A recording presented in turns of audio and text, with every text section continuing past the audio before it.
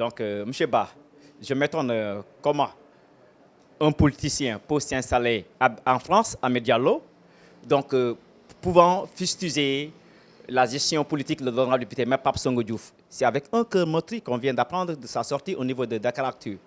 Donc, un politicien qui veut s'impliquer dans la politique et pour la gestion de la cité, je pense que tu ne peux pas le laisser en France, dans les réseaux sociaux.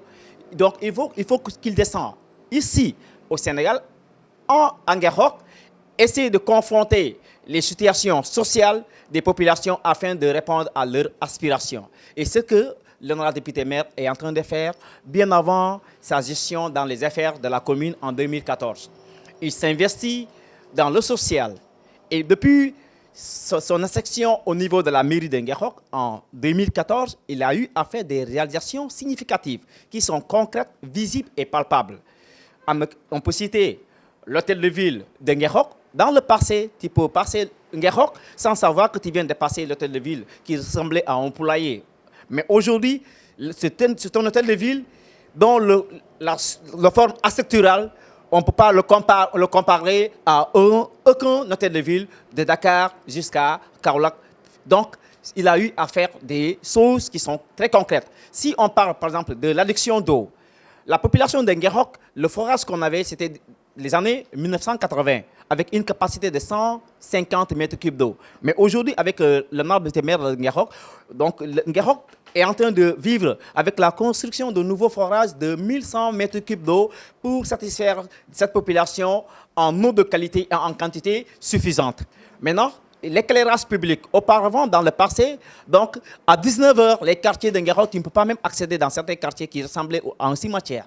Donc, il a eu à faire des participations, des choses assez concrètes avec l'électrification de la ville de Nguerok, avec une bonne extension de kilométrage électrique.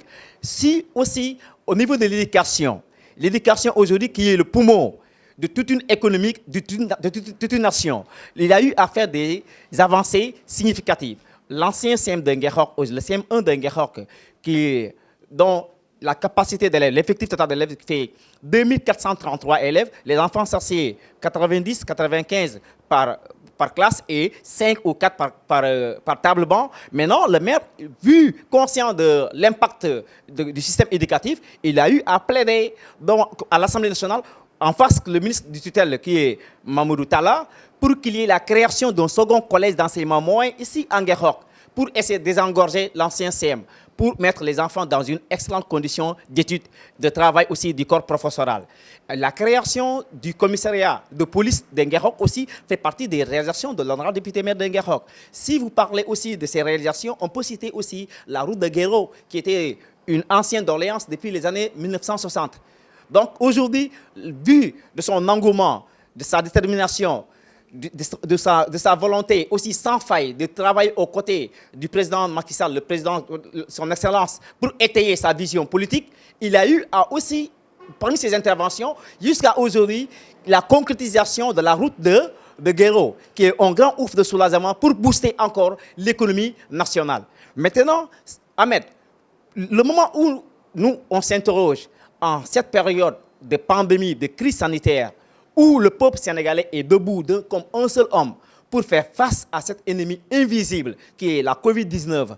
Lui, il est là à entrer dans sa stratégie honteuse et orgueilleuse, à s'attaquer des déniements personnalités de ce département, en l'occurrence de l'honorable député maire Pape Songo Diouf, qui a eu à montrer ses preuves. Il faut voir, M. Ba, aujourd'hui, Monsieur le maire, Pape Songo Diouf de Nguerok, l'honorable député maire, fait partie parmi les 10 maires élus du peuple. Sur 165 députés, on l'a pris comme 10 maires élus de l'Assemblée nationale. C'est dû à quoi? C'est dû à ses brillantes interventions et aussi à son engouement et aussi sa détermination, son sens élevé de responsabilité. C'est un quelqu'un qui est là aux côtés de ces populations, répondre à leurs aspirations, en les payant les ordonnances, à les assister. Donc aujourd'hui, c'est un quelqu'un, l'un des députés, l'un des élus les plus accessibles du Sénégal. N'importe quelle heure de la nuit, tu peux le joindre à son téléphone et l'avoir. le poser le problème et aussi travailler, trouver des solutions idoines à chaque problème qu'on lui souligne. Donc c'est quelqu'un aujourd'hui dont le bilan est hors débat. Si quelqu'un veut s'investir en politique, il n'a qu'à venir mouiller le maillot et aussi répondre aux aspirations de ces populations. Ahmed, je vous dis une chose, M. Ba. Le foncier d'Inguerok aujourd'hui qu'il critique tous les temps dans l'honorable député maire. L'honorable député maire aujourd'hui est là.